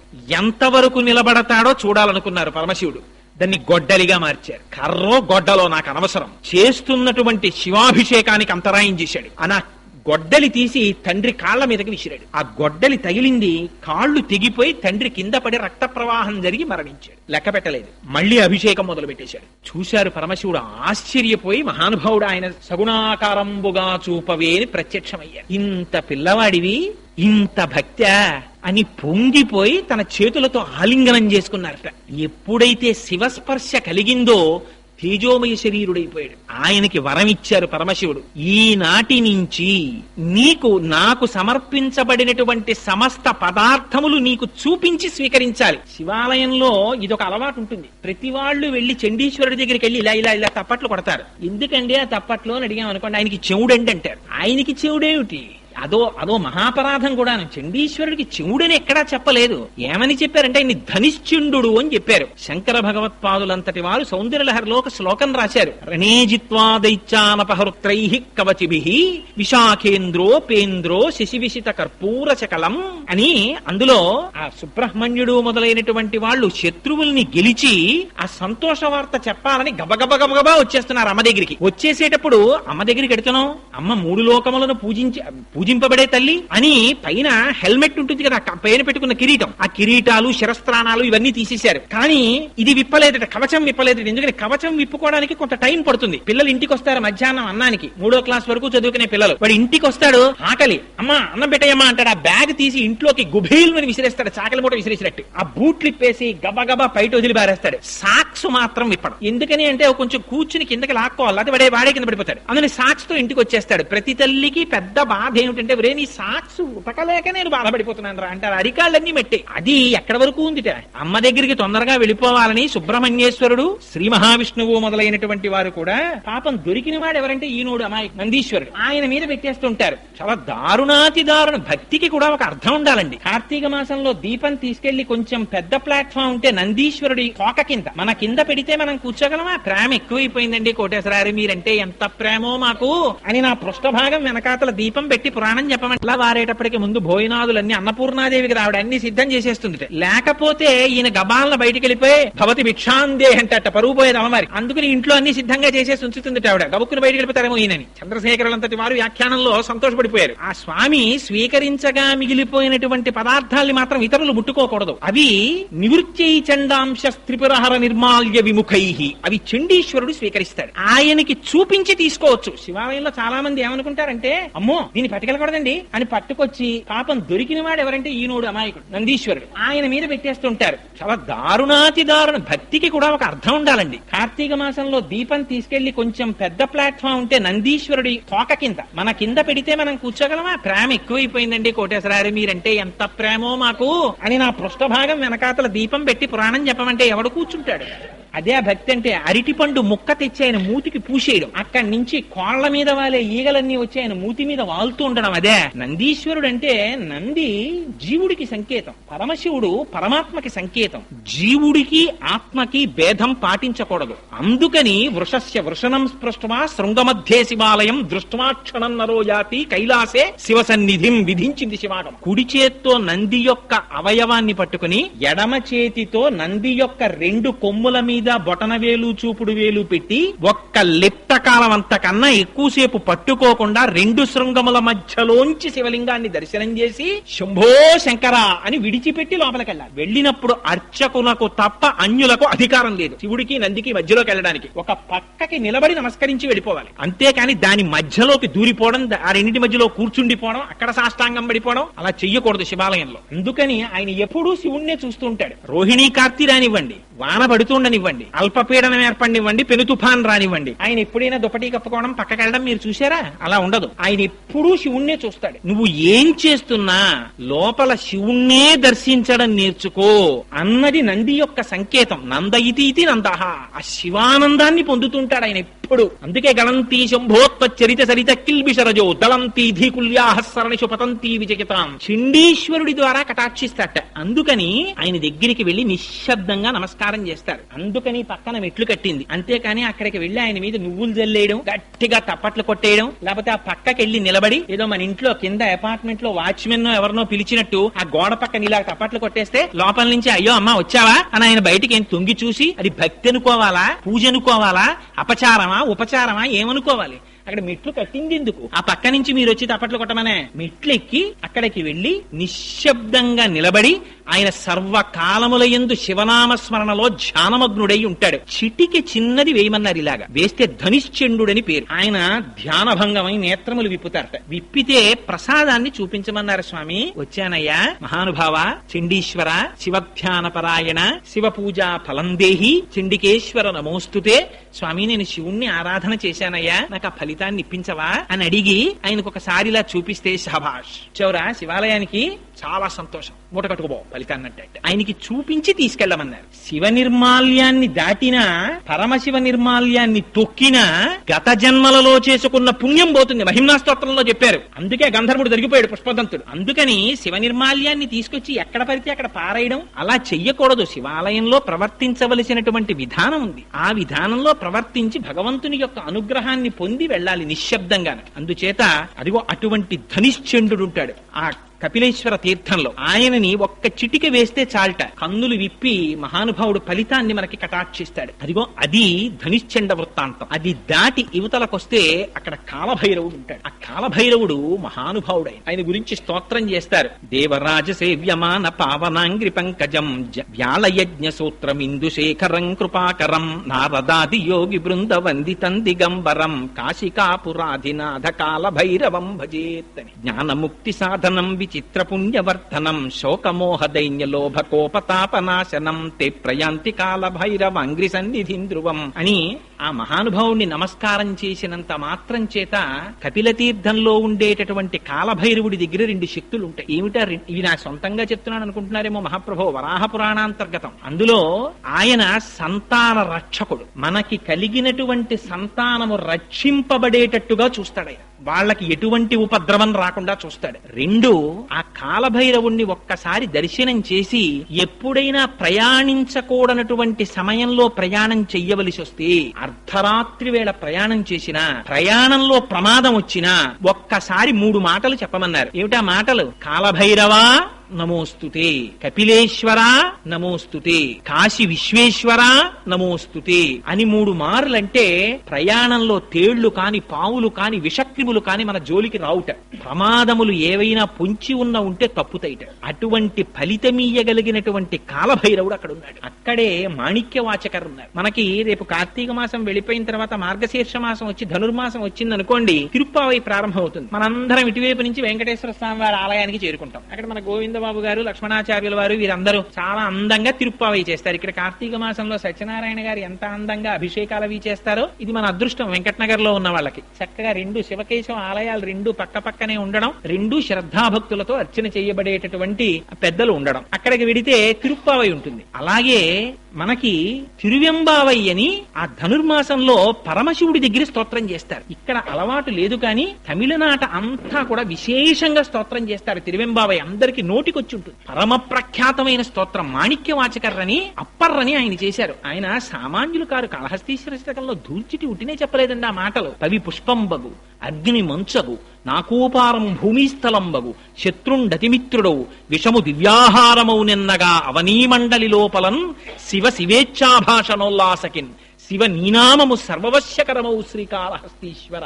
శివా శివా అన్న 2 మాటలు జన్మనంతటినీ కూడా మన కష్టములను ఈడేర్చి మన్ని ఒడ్డు చేర్చగలిగినటువంటి బ్రహ్మాండమైనటువంటి నౌక ఆ శివనామం. అందుకే అప్పర్రని మనకి నాయనార్లు ఎలా అయితే వైష్ణవ సాంప్రదాయంలో 12 ఆళ్వార్లు ఉంటారో, శైవ సాంప్రదాయంలో 63 మంది నాయనార్లు ఉన్నారు. వాళ్ళు పరమశివ భక్తులు. అందులో పరమ ప్రఖ్యాతి వహించిన వారిలో అప్పర్ ఒకరు. వారిని వాగీశులు అంటారు. మరి తల్లిదండ్రులు చిన్నతనంలోనే మరణించారు. పాపం అక్కగారికి పెళ్లి కుదిరింది. తీరా పెళ్లి కుదిరిన తరువాత ఆ వరుడు మరణించాడు. నిశ్చితార్థం అయిపోయింది కనుక నేను ఇంకొక వివాహం చేసుకోనని తిలకాంబిక అని ఆవిడ అలా ఉండిపోయారు. ఈ తమ్ముణ్ణి పెంచితే ఈయన జైనుల్లో కలిసిపోయారు. కలిసిపోతే ఈవిడ రోజు శివాలయానికి వెళ్లి ప్రార్థన చేసేవారు. స్వామి, మా తమ్ముడు మళ్ళీ శైవంలోకి వచ్చేటట్టుగా అనుగ్రహించు అని. ఒకనాడు పరమశివుడు ఆవిడికి స్వప్న సాక్షాత్కారం ఇచ్చాడు. ఇచ్చి శూలవ్యాధితో బాధపెట్టి నీ తమ్ముడిని తీసుకొస్తాను శైవంలో కన్నాడు. ఆయనకి శూలవ్యాధి బయలుదేరి అపారమైన కడుపు మంట, నొప్పి. ఒకనాడు అక్కగారికి కబురు చేశారు. ఆవిడంది, నేను రాను, నువ్వు జైనుల్లో ఉన్నావు, నువ్వు కాని ఇక్కడికి వస్తే నేను శివాలయానికి తీసుకెళ్లి నీకు ఆ రుగ్మత పోయేటట్టు చేస్తానంది. ఆయన మొత్తానికి ఎవరికీ తెలియకుండా ఓ రాత్రి వేళ తెల్ల బట్టలు కట్టుకుని అక్కడి నుంచి బయలుదేరి ఈవిడి దగ్గరికి వచ్చారు. శివాలయానికి తీసుకెళ్లారు. అభిమంత్రించినటువంటి రుద్రాభిషేకం చేసిన తర్వాత వచ్చే చిట్ట చివరి విభూతితో అభిషేకం చేసి ఆ విభూతి ఆయనకి ఇచ్చారు అప్పర్కి. అప్పర్ నోట్లో వేసుకున్నారంతే ఆ శూలవ్యాధి పోయింది. ఆయన అపారమైన శివభక్తుడైపోయి పత్తికాయలు పాడారు. పాడుతుంటే ఈ విషయం జైనులకి తెలిసి మా దగ్గర నేర్చుకున్న మంత్రములతో శూలవ్యాధి పోగొట్టుకుని అవి శైవ మంత్రముల చేత తగ్గించుకున్నానని ప్రచారం చేస్తున్నాడు మహాప్రభు. అందుకని పిలిచి అప్పర్ని దండించమన్నారు రాజుని. కట్టేసి తీసుకొచ్చారు అప్పర్ని. తీసుకొచ్చిన తర్వాత, ఏమయ్యా నువ్వు ఇలాంటి మాటలు చెప్తున్నావు కదా, నిన్ను శివుడు ఎలా రక్షిస్తాడో చూస్తాం, ఉడుకుతున్న సున్నపు గదిలో పారేయండి అన్నారు. పడేశారు. తీసుకెళ్లి పడేస్తే హాలాహలాన్ని మింగినవాడు నా ప్రభు, నాకేమిటి బెంగ అని శివుడి మీద పత్తికాలు పాడుతూ ఆ గదిలోకి వెళ్ళిపోయారు. మరునాటి వరకు కాపలా ఉన్నారు భటులు. తలుపులు తీశారు. మంచు గడ్డలా ఉంది లోపల. ఏసీ చేసేస్తే ఎలా ఉంటుందో అలా ఉంది గది. అందులోంచి బయటకు వచ్చారు అప్పర్. విషం కలిపిన అన్నం పెట్టారు. శివపత్తికం పాడుతూ తిన్నారు. ఆయనకి ఏం అవలేదు. చివర ఆయన్ని ఏనుగుతో తొక్కించడానికి కాళ్ళు చేతులు కట్టి పడేశారు. ఏనుగుని తీసుకొచ్చారు. భద్రగజానికి ఉన్మత్తం వచ్చి అక్కడ ఉన్న జైనుల్ని సంహరించింది. అయినా వాళ్ళకి క్రోధం తీరక ఆయన కడుపుకి బండరాయి కట్టి కాళ్ళు చేతులు కట్టి సముద్రంలో పారేశారు. ఆయన ఆశ్చర్యం ఏమిటో తెలుసా అండి, ఆ కాళ్ళకి చేతులకి కట్టినటువంటి తాళ్లు ఊడిపోయి ఆ పెద్ద బండరాయి మహాపద్మంలా సముద్రంలో తేలింది. దాంట్లో కూర్చుని అప్పర్ ఇంకొక శైవక్షేత్రాన్ని చేరుకున్నారు. ఆయనకు ఒక లక్షణం ఉండేది అప్పర్కి. జ్ఞాన సంబంధర్ అప్పర్ ఇద్దరు ఒక కాలంలో బ్రతికారు. చిత్రం ఏమిటంటే జ్ఞాన సంబంధర్ ఎప్పుడూ కూడా పత్రికలు అవి పాడుతుండేవారు, ప్రబోధం చేస్తుండేవారు. అప్పర్ అలా కాదు, వయసులో పెద్దవారు. అయినా సరే ప్రతిరోజు శివాలయానికి వెళ్ళినప్పుడు గుణపం పారా పట్టుకుని ఎడుతుండేవారు. వెళ్లి అక్కడ ఉన్న ఏ పిచ్చి గడ్డో మొక్కలో ఏవో ఒకటి ఆలయాన్ని శుభ్రం చేసేవారు. పత్రికలు పాడి వచ్చేవారు. ఇద్దరూ కలిసి దక్షిణ భారతదేశంలో ఒక గొప్ప క్షేత్రానికి వెళ్లారు. ఆలయం శిథిలం అయిపోయి కనపడింది. అలా కాదు, దీన్ని మనం బాగు చెయ్యాలనుకున్నారు. సాయంకాలం అయ్యేటప్పటికి పని చేసిన వాళ్ళందరికీ అన్నం పెడతామన్నారు. వీళ్ళ దగ్గర ఏముందని పెట్టడానికి? అందరూ పని పని చేస్తుండేవారు, అప్పర్ కూడా పనిచేసేవారు. జ్ఞాన సంబంధర్ మాత్రం పని చేసేవారు కాదు. ఇద్దరు కూర్చుని పత్రికలు పాడేవారు. తూర్పు గోపురంలో ఒక బంగారు నాణ్యం, పశ్చిమ గోపురంలో ఒక ఇప్పటికీ ఉన్నాయండి ఆ శివాలయాలన్నీ తమిళనాడులో. అప్పర్ వాళ్ళు పునర్నిర్మించిన ఆలయాలు. 2 బంగారు నాణ్యాలు దొరికేవి. జ్ఞాన సంబంధరికి దొరికినటువంటి బంగారు నాణ్యాన్ని బయటికి తీసుకెడితే వచ్చేటటువంటి డబ్బు కన్నా అప్పర్కి దొరికిన బంగారు నాణ్యంలో బంగారం ఎక్కువ ఉంది అని చెప్పి ఎక్కువ ధరిస్తుండేవారు వర్తకులు. అందులో ఎందుకు మేలిమి ఎక్కువ ఉంది అని బాధపడి ఒకనాడు జ్ఞాన సంబంధర స్తోత్రం చేశారు పరమశివుణ్ణి. స్తోత్రం చేస్తే నువ్వు కేవలం స్తోత్రం మాత్రమే చేస్తావు, అప్పర్ అలా కాదు, కాయిక కష్టం కూడా చేస్తారు. తన శరీరాన్ని కూడా శివ కైంకర్యానికి ఉపయోగిస్తున్నాడు. అందుకే ఆ నాణ్యంలో మేలిమి ఎక్కువ ఉంటోందని పరమశివుడు తీర్పు చెప్పారు. అంతటి మహానుభావుడు అప్పర్. అందుకని అదిగో ఆయన ఉన్నారే, ఆయన మూర్తి దర్శనం మీరు చెయ్యి. ఆయన ఎంతటి గొప్పవారో తెలుసా అండి అప్పర్ కైలాస శిఖరం మీదున్న పరమశివుడి దర్శనం చేస్తానని హిమాలయ పర్వతాల దగ్గర ఉన్నటువంటి మానస సరోవరాన్ని దాటి కాళ్లతో నేను ఎక్కడమా అని కాళ్లతో ఎక్కడం మానేసి ఈ 2 కాళ్ళు తీసి పైకి కట్టేసుకుని మోకాళ్లతో డేర్కుంటూ పర్వతం ఎక్కారు. ఎక్కితే ఈ కింద ఉండేటటువంటి చర్మము అన్ని పోయి ఎముకలు పైకి వచ్చేసాయి. వచ్చేస్తే చీకటి పడిపోయిన డేకుతుంటే ఆయనకి దారి కనపడదని అక్కడ ఉండేటటువంటి మహాసర్పాలు పడగల విప్పి తమ పడగల మీద ఉన్నటువంటి మణుల కాంతిలో దారి చూపిస్తుంది. ఆయన భక్తికి పరవశించిపోయి వృద్ధుడి రూపంలో పరమశివుడు వచ్చారు. వచ్చి దర్శనమిచ్చి ఎంత సాహసం చేశావప్పర్, ఇంత సాహసం చెయ్యకు, నీకు నేను తిరువయ్యూరులో దర్శనమిస్తాను వెళ్ళమన్నారు. కన్ను మూసి కన్ను తెరిచేటప్పటికి ఆరోగ్యంతో తిరువయ్యూరులో ఉన్నారు upper. Beyond any doubt prove చేశారండి శివభక్తి ఎంత గొప్ప స్థితికి తీసుకెడుతుందో. నాయనార్లు చాలా మంది, 63 మంది నాయనార్ల యొక్క చరిత్ర పెరియ పురాణంలో చదువుతుంటే ఇంతంత గొప్పవాళ్ళ, నిజంగా ఏమి మహాభక్తులు రా వీళ్ళందరూ అనిపిస్తుంది. అప్పర్ ఎంత గొప్పవారంటే వృద్ధుడైపోయి కూడా జ్ఞాన సంబంధర్ కుర్రవాడు. జ్ఞాన సంబంధర్ పర్యటనకు వస్తే అప్పరేరి అని అడిగేవారు పల్లకీలోంచి. అటువంటి మహానుభావుడు వచ్చారని ఎంత వినయం అంటే అప్పర్కి జ్ఞాన సంబంధర్ కూర్చున్న పల్లకీని అప్పర్ మోస్తూ ఉండేవారు. ఇక్కడే ఉన్నానన్నారు. ఎక్కడున్నారని చూస్తే తన పల్లకీ మోస్తున్నారు. గభాలన పైనుంచి దూకి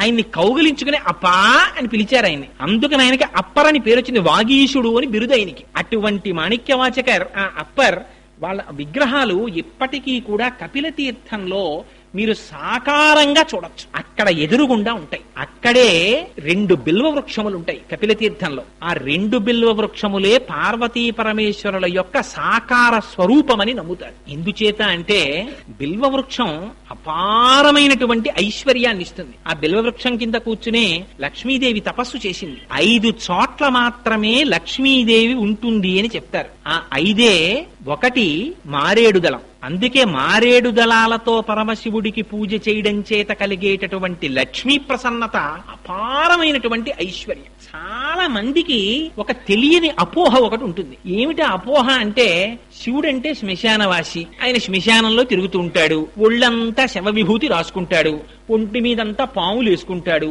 ఏదో రక్తం ఓడుతున్న ఏనుగు చర్మం కప్పుకుంటాడు, పులి చర్మం కప్పుకుంటాడు, ఆయనకే ఏమీ లేదు, ఆయనే అలా తిరుగుతుంటాడు, మళ్ళీ ఆయన దగ్గరికి వెళ్ళి మనం నమస్కారం కూడా ఎందుకు, ఆయనకి జలాలతో అభిషేకం అని ఒక అపోహ.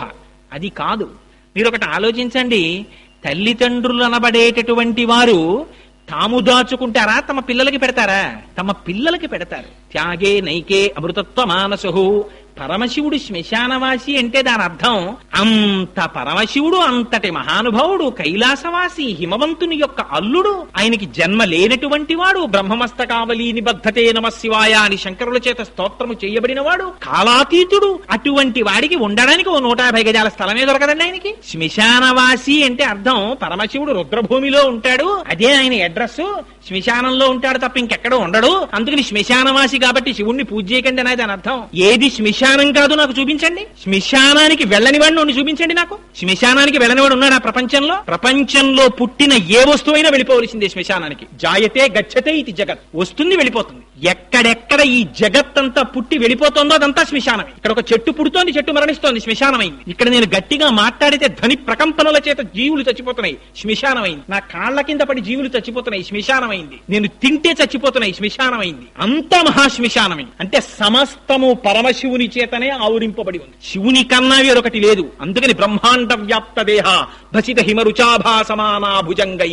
వ్యాపకత్వంతో చెప్తే విష్ణు అంటాం, ఆయన్ని మంగళప్రదంగా చెప్తే శివుడు అంటాం. అందుకని లోపల శివం ఉన్నంతసేపే శివం, అది తీసేస్తే శవం. అది మంగళత్వం అంటే. అందుకని ఆయన శ్మశానవాసి అంటే ఆయన శ్మశానవాసి అండి నిజంగా ఎక్కడో శ్మశానంలో ఉంటాడనే దాని అర్థం. నిజంగా అలా ఉంటే ఇంకంతకన్నా గొప్ప ఉపకారం ఉందండి. ఎవడొస్తాడు మన వెనకాతల? ఒక్కడు వచ్చేవాడు లేడు. కింవానేన ధనేన వాజి కరిభి ప్రాప్తేన రాజ్యేన కింవా పుత్ర కళత్రమిత్ర పశుభిర్దేహేన గేహేన కిం జ్ఞాతైత క్షణభంగురం సపతిరోత్యాద్యం మనోదూరత స్వాత్మార్థం గురువాక్యతో భజ భజ శ్రీ పార్వతీ వల్లభం అంటారు శంకరులు. డబ్బు రాదు, మనం సంపాదించుకున్నటువంటి కార్లు రావు, వాహనములు రావు, రాజ్యం రాదు, తుట్టతుడకు మనదనుకున్న ఈ శరీరం రాదు, కొడుకు రాడు, కూతుళ్ళు రారు, భార్య రాదు. ఎవరొస్తారు? చేసుకున్న ధర్మము పరమశివుని అనుగ్రహము తప్ప ఇంకొకటి రాదు మనతోటి. అంతటి మహానుభావుడు శంకరుడు. శం కరోతి ఇది శంకర. ఆయనకి శుభం చెయ్యడం తప్ప అసలు శంకరుడికి అమంగళం చెయ్యడం చేత కాదు ఆయనకి. అటువంటి వాడు శంకరుడు అంటే. అందుకే ఆయనకి మారేడు దళాలతో పూజ.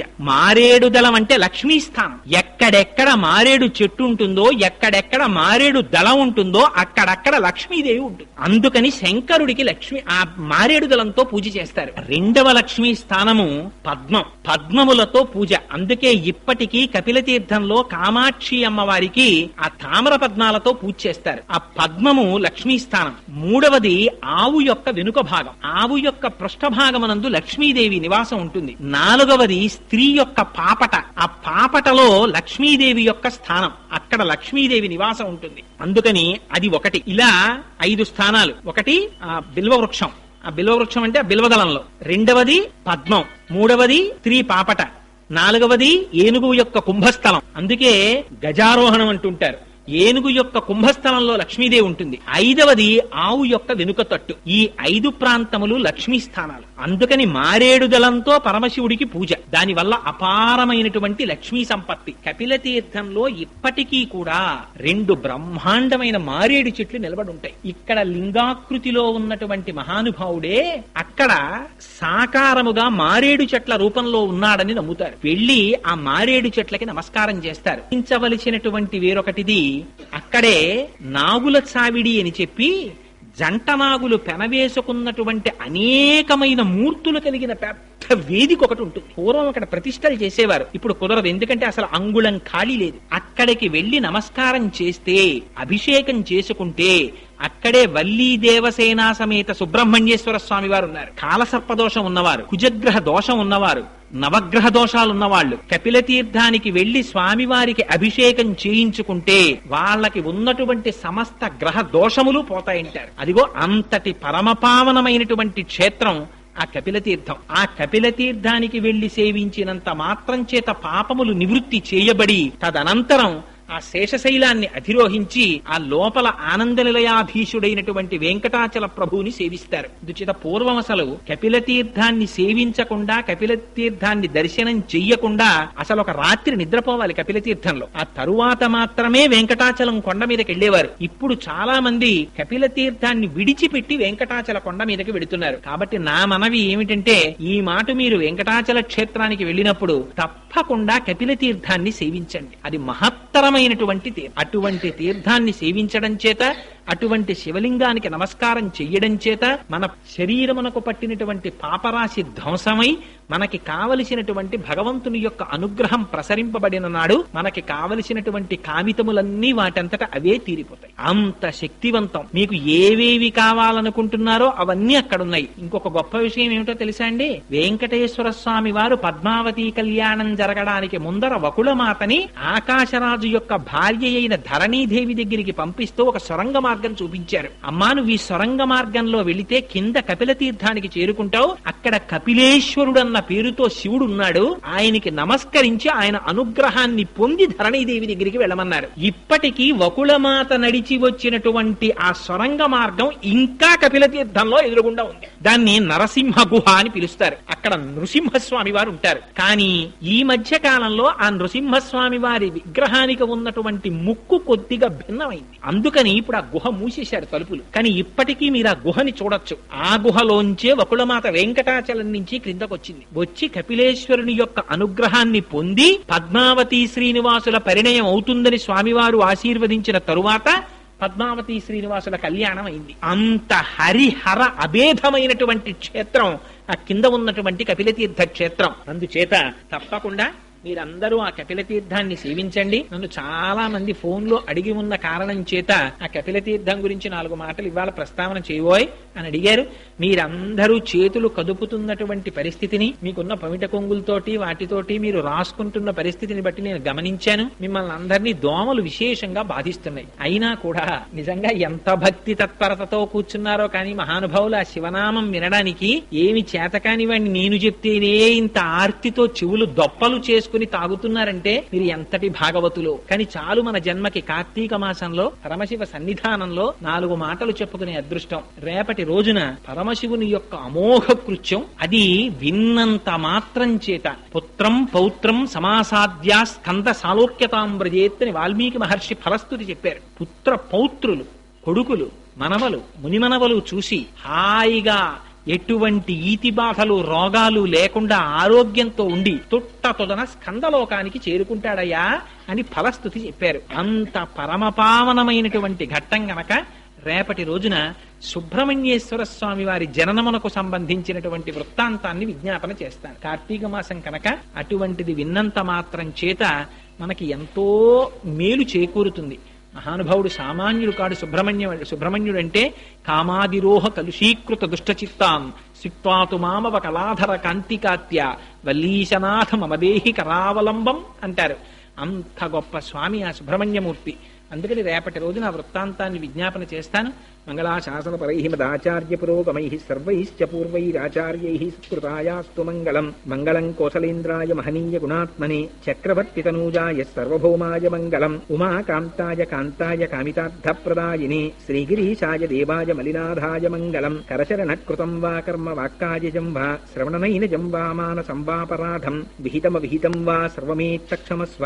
శివ శివ కరుణాబ్ధే శ్రీ మహాదేవ శంభో. సర్వం శ్రీ ఉమామహేశ్వర పరబ్రహ్మార్పణమస్తు. స్వస్తి.